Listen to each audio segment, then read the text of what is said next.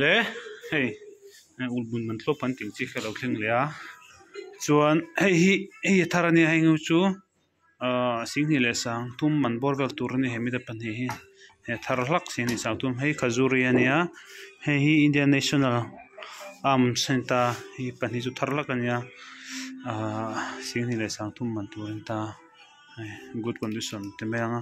a eng lo tho thar lak ania hei chuan heng ho hi singhi le sang sarem ho ka heng ho in ta hei Nihar Singh khan ta chuan hei hi chiar mai thei la hei takhi nge Tasker ta chuan hei le heng ho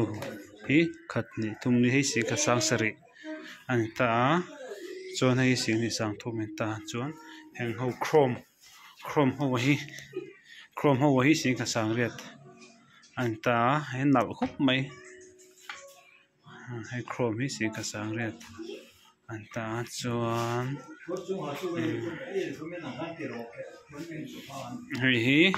hei chu hei new lai tang kha an hen nal lu tok he tel pe chu hei sing ka sang riat hei sing ka sang riat ta chuan heng ho hi sing ka sang sari hei sing ni sang thum chi kha si lai ron thleng thar ho kan en ho thei chu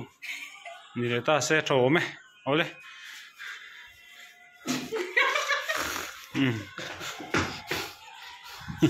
cái video xem mình lâu này hay của hụ này là của tlevek của hụ tlevek này thì hen của hi tlevar vek càng khai ta của hi trái mình vek này hay đủ tan chốn xí ra rồi theng thar rồi kalvat chi này thì cái soi đồ khát giống cả video theng thar cái thì ulbun theng thar cái nên hậu lệ thấy chú này là pot sẽ là trà mấy rồi mấy thì chả lúc tôi cái xí này sang thùng lớn chặt cái này thế hay thar lắc cái này thế hay xí này hay khazuri hậu khai ta hay thar lắc cái này thế bồi cho nên hay thế bồi thar lắc cái này xí này sang thùng cho nên hậu chú xí khát sang sẽ làm lại xí khát sang rồi mà hậu cả hay thế ole khát giống cả video kan xem thấy chú sẽ chúng ta kan xem thấy chú nó phát đồ sai